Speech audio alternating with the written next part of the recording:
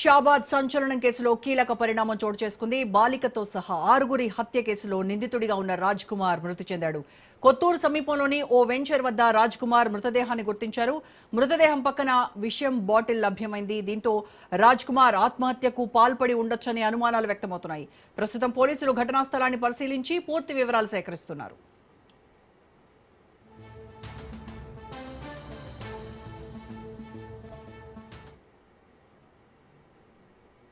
దీనికి సంబంధించి పూర్తి ఇన్ఫర్మేషన్ మా ప్రతినిధి పవన్ లైవ్ లో అందిస్తారు. పవన్, షాబాద్ హంతకుడు 6గురిని హత్య చేసినటువంటి హంతకుడు సోషల్ మీడియాలో కొన్ని కామెంట్స్ అయితే హల్చల్ చేస్తున్నాయి. నరకాసుర వధ జరిగింది అని చెప్తున్నారు. సో అతను చనిపోయిన ప్లేస్ లో ఒక పాయిజన్ బాటిల్ కూడా కనిపించింది అని అంటే అతను సూసైడ్ చేసుకున్నాడా? పోలీసులు ఏం చెప్తున్నారు దీనిపైన? పూర్తి డీటెయిల్స్ ఏంటి? మొత్తానికి చూస్తే కొత్తూరు మండలం పంజర్లలో ఒక వెంచర్లో అతను ఆత్మహత్య కూడా పాల్పడ్డాడు. అయితే ఒక పాయిజన్ తీసుకొని ఆత్మహత్యకు సంబంధించి ఇప్పటికే పోలీసులు ఘటనా స్థలానికి కూడా చేరుకున్నారు.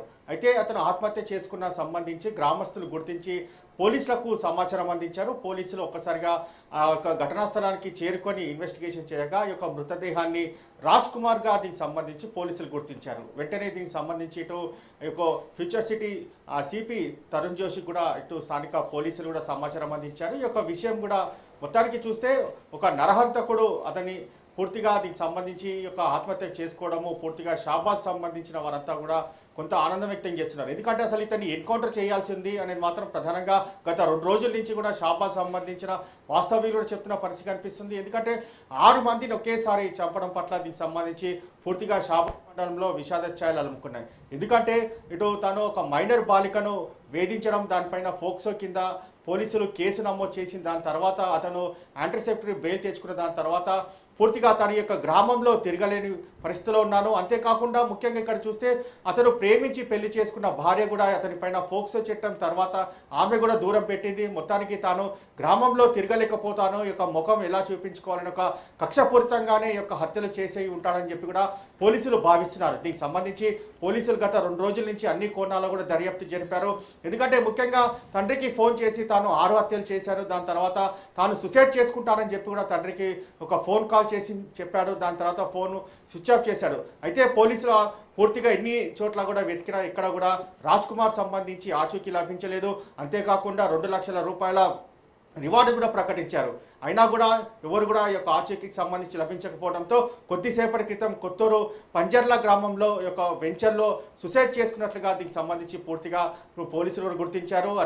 అతని పక్కన ఉన్న యొక్క పాయిజన్ బాటిల్ కూడా పోలీసులు సేకరించారు. ఆ పాయిజన్ బాటిల్ ఎక్కడ కొనుగోలు చేశారు, అసలు ఇతనికి ఎవరు అమ్మారు అనే దానిపైన కూడా ప్రధానంగా పోలీసులు ఇన్వెస్టిగేషన్ చేస్తున్నారు. అంతేకాకుండా అతను వాడిన కార్ను కూడా పోలీసులు సీజ్ చేశారు. మరోవైపు ఈ యొక్క పాయిజన్ ఎప్పుడు కొనుగోలు చేశారు, ఎక్కడ కొనుగోలు చేశారు, ఇతనికి ఎవరు అమ్మారు అనే దానిపైన కూడా పోలీసులు ఇన్వెస్టిగేషన్ కూడా ప్రారంభించారు. మొత్తానికి చూస్తే కొత్తూరు అతని మేనమామ స్వగ్రామంగా తెలుస్తుంది. ఆ స్వగ్రామంలోనే అతను ఆత్మహత్య కూడా పాల్పడిన పవన్ అయితే కొత్తూరు వాళ్ళ మేనమామ ఊరని చెప్తున్నారు. మేనమామ ఊరికి వెళ్ళి అక్కడ సూసైడ్ కి పాల్పడ్డాడు అని అంటే అక్కడ మేనమామకి విషయం చేరి ఉంటుంది. సో డెడ్ బాడీ చూసిన తర్వాత మేనమామ వర్షన్ ఏంటి, అలాగే తండ్రి ఏమంటున్నాడు కొడుకు మరణం పట్ల? తండ్రిని కూడా పోలీసులు అదుపులోకి తీసుకొని విచారించాడు. అయితే ఫోన్లో తాను ఆత్మహత్య చేసుకుంటానని చెప్పిన దాని తర్వాత ఇంకా ఎలాంటి విషయాలైనా చెప్పాడా అనే దానిపైన కూడా తండ్రిని పోలీసులు పలు దఫాలుగా విచారించారు. దాని తర్వాత అతను తన మేనమామ ఇంటికి వెళ్దామని ఆలోచించుకున్న నేపథ్యంలో కొత్తూరుకి వెళ్ళినట్లుగా తెలుస్తుంది. కానీ మేనమామ ఇంటికి వెళ్ళినా తాను కూడా ఇంట్లోకి రానివ్వడు అనేది మాత్రం ప్రధానంగా ఆలోచించి తాను ఇక బతుకున్నా కూడా పూర్తిగా దీనికి సంబంధించి తాను ఇక పూర్తిగా పోలీసులు ఎన్కౌంటర్ చేస్తారనే ఒక భయం కూడా అతనిలో ఉన్నట్టుగా మనకు తెలుస్తుంది. ఎందుకంటే పూర్తిగా దీనికి సంబంధించి సోషల్ మీడియాలో కావచ్చు, వార్తల్లో కూడా నరహంతకుడుగా దీనికి సంబంధించి వార్తలు ప్రచారమైన నేపథ్యంలో దీనికి సంబంధించి అతను సుసైడ్ చేసుకుంటేనే కరెక్ట్గా అని చెప్పారు. ఎందుకంటే తండ్రికి కూడా చెప్పాడు తాను సుసైడ్ చేసుకుంటాను, తాను కూడా బతకనని చెప్పి.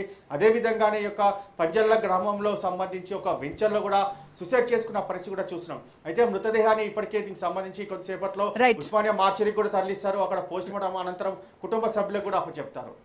Right, thank you Pawan.